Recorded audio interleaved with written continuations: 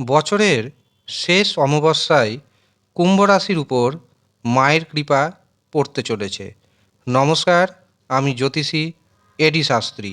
Modern scientific অ্যাস্ট্রোলজিতে আপনাদের স্বাগত জানাই।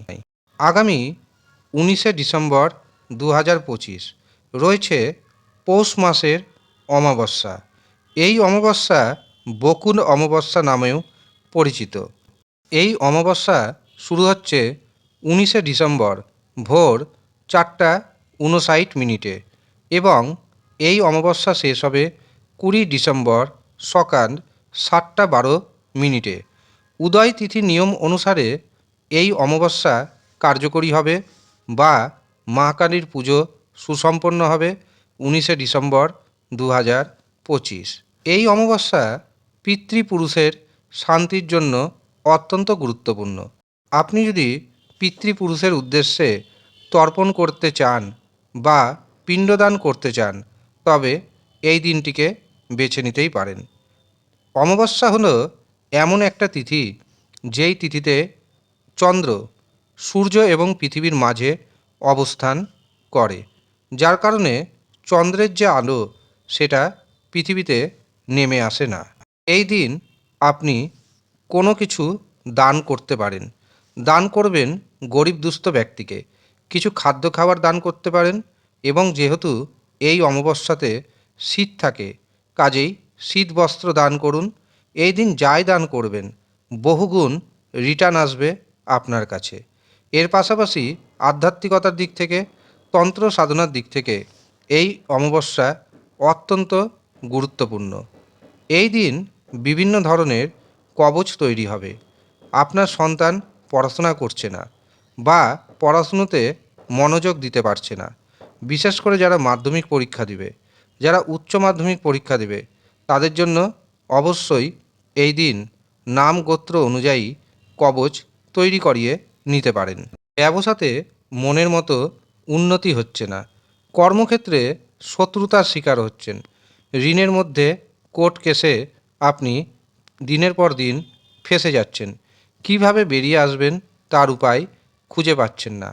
এছাড়াও বিবাহে দারুণভাবে সমস্যা আসছে, বারে বারে বিবাহ ঠিক হয়ে মাঝপথে গিয়ে বা শেষ পথে গিয়ে ভেঙে যাচ্ছে। শত্রুপক্ষ আপনার বিরুদ্ধে নানারূপ ষড়যন্ত্র করছে ইত্যাদি যদি সমস্যা থাকে তবে আপনারা এই দিন নাম এবং গোত্র অনুযায়ী কবচ তৈরি করান, সেটি ধারণ করুন, দারুণভাবে উপকার পাবেন। বিশেষ করে যাদের দাম্পত্য জীবনে সমস্যা রয়েছে তারা অবশ্যই এই দিন কবচ তৈরি করিয়ে নিন, দারুণভাবে উপকার পাবেন। এই কথা আমি দায়িত্বের সাথে জানাচ্ছি। মনে রাখবেন, আমি কিন্তু যে কোনো দিন তাবিজ কবচ তৈরি করি না, বিশেষ তিথি নক্ষত্র দেখে তারপরেই এই তাবিজগুলো এই কবচগুলো বানিয়ে থাকি। আর বছরের শেষ অমাবস্যা যেহেতু খুবই গুরুত্বপূর্ণ, এই দিন যে কবচ বা তাবিজ তৈরি হবে তার গুণাগুণ কিন্তু অনেকটাই বেশি থাকবে। কাজেই যারা মনে করছেন কবচ নেবেন তারা নিচের দেওয়া হোয়াটসঅ্যাপ বুকিং নাম্বারে যোগাযোগ করে নেবেন। বছরের শেষ অমাবস্যায় কুম্ভ রাশির উপর মায়ের বিশেষ কৃপা পড়তে চলেছে। কাজেই কিছু কিছু দিক থেকে মায়ের কৃপায় আপনি প্রভূত উন্নতি করতে পারবেন, তবে কিছু কিছু দিক থেকে সচেতন থাকতে হবে। এই সময় কুম্ভ রাশির জাতক এবং জাতিকাদের সন্তানের কারণে যে মানসিক দুশ্চিন্তা যন্ত্রণা তা কিন্তু কমতে চলেছে। যারা মনে করছেন সন্তান নেবেন তারা অবশ্যই এই দিন মায়ের কাছে কৃপা প্রার্থনা করুন। এই দিন অবশ্যই নিরামিষ আহার গ্রহণ করবেন, আর যদি উপোস করে থাকতে পারেন তবে তা অত্যন্ত শুভ। এই দিন অবশ্যই গঙ্গা স্নান করবেন, কিন্তু কোনো কারণবশত যদি গঙ্গা স্নানে ব্যর্থ হন স্নানের জলে সামান্য পরিমাণ জল মিশিয়ে স্নান করুন, দেখবেন দারুণভাবে উপকার পাবেন। যারা প্রেম সম্পর্কে রয়েছেন, প্রেমকে বিবাহে পরিণতি দিতে চাইছেন তাদের জন্য আগামী দিন যথেষ্ট শুভ। কিন্তু যদি দেখেন প্রেম সম্পর্কে বাধা আসছে অবশ্যই জ্যোতিষীয় পরামর্শ গ্রহণ করবেন। 19শে ডিসেম্বর থেকে আপনি ভাগ্যের দারুণভাবে সাপোর্ট পাবেন, ভাগ্যের সাহায্যে আটকে থাকা কাজকর্ম হয়ে যাবে, যে কাজে হাত দিবেন সেই কাজে সফলতা পাবেন। একাধিক রাস্তা থেকে অর্থ উপার্জন করতে সক্ষম হবেন, যার কারণে আপনি নিজের মধ্যে আত্মবিশ্বাসকে অনেকটাই ফিরে পাবেন। এছাড়াও ফাটকা থেকে, শেয়ার বাজার থেকে টিকিট ক্রয়ের মাধ্যমে আপনার হাতে এসে যেতে পারে বড় পরিমাণ অর্থ। সেক্ষেত্রে অবশ্যই দেখে নিতে হবে আপনার জন্মছকে বা হস্তরেখায় রাহু শুভ অবস্থায় রয়েছে না অশুভ অবস্থায় রয়েছে। যদি রাহু গ্রহ অশুভ অবস্থায় থাকে তখন রাহু রক্ষা কবচ ধারণ করবেন, দারুণভাবে উপকার পাবেন। এর পাশাপাশি অর্থভাগ্য আপনার যেহেতু সুপ্রসন্ন থাকবে, এমনকি কোথাও না কোথাও থেকে আপনি দামি গিফট পাবেন, যার কারণে দেখবেন আপনার মনের আনন্দভাব আরও বেড়ে যাচ্ছে। তবে পারিবারিক জীবন, দাম্পত্য জীবনে একটু সচেতন থাকবেন, এমনকি মায়ের শরীর স্বাস্থ্য খারাপ হতে পারে, সেদিকে সচেতন থাকতে হবে। ছোটোখাটো চোটাঘাত পাওয়ার যোগ রয়েছে, সেদিকেও একটু হলেও সচেতন থাকার প্রয়োজনীয়তা রয়েছে।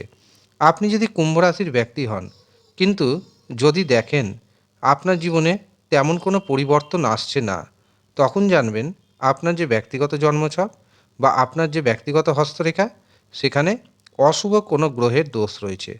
তখন আপনার প্রথম কাজ হবে সেই অশুভ যে গ্রহের দোষ তাকে খণ্ডন করা, এবং তার জন্য আপনাকে সঠিক বিচার করাতে হবে। তারপরেই সঠিক রেমেডি ধারণ করতে হবে। যারা মনে করছেন নিজের জন্মছক বিচার করাবেন অথবা হস্তরেখা বিচার করাবেন, তারা নিচের দেওয়া হোয়াটসঅ্যাপ বুকিং নাম্বারে যোগাযোগ করে নেবেন। যদিও সামান্য অর্থ আপনাকে পারিশ্রমিক হিসাবে প্রদান করতে হবে। যারা ইচ্ছুক শুধুমাত্র তারাই যোগাযোগ করবেন। 19শে ডিসেম্বরের পরবর্তী সময়ে মায়ের কৃপায় সাহস, পরাক্রম বাড়বে।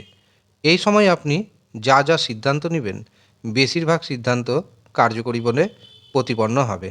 আপনার বিরুদ্ধে যদি কোনো কোর্ট কেস থাকে এবং আপনি যদি সৎ পথে থাকেন, তবে সেই কোর্ট কেস আপনার ফেভারে কিন্তু আসতে চলেছে।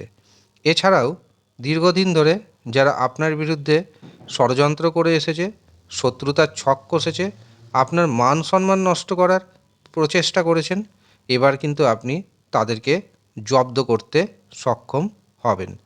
এমনকি তারা আপনার কাছে নত হতে বাধ্য হবে। শারীরিক দিক থেকে বড় ধরনের কোনো সমস্যা দেখতে পাচ্ছি না, তবে ছোটোখাটো সমস্যা থাকবে। দাঁতের সমস্যা দেখা দিতে পারে, মাইগ্রেনের সমস্যা দেখা দিতে পারে, এবং কোমরে ব্যথা, পায়ের নিম্নাঙ্গে ব্যথা বেদনা, এমনকি চোখের সমস্যা দেখা দিতে পারে। কাজেই এই সমস্ত দিকে একটু সচেতন থাকুন। তবে মায়ের কৃপা যেহেতু আপনার উপর থাকছে, কাজেই বিভিন্ন রকম সুযোগ কিন্তু আপনার আসতে চলেছে। আর যারা মনে করছেন নিজের জীবনকে আরও উন্নত পর্যায়ে নিয়ে যাবেন, তারা যদি মনে করেন নিজের জন্মছক বিচার করান, হস্তরেখা বিচার করান, সঠিক রেমেডি ধারণ করুন, উপকার পাবেন। ধন্যবাদ।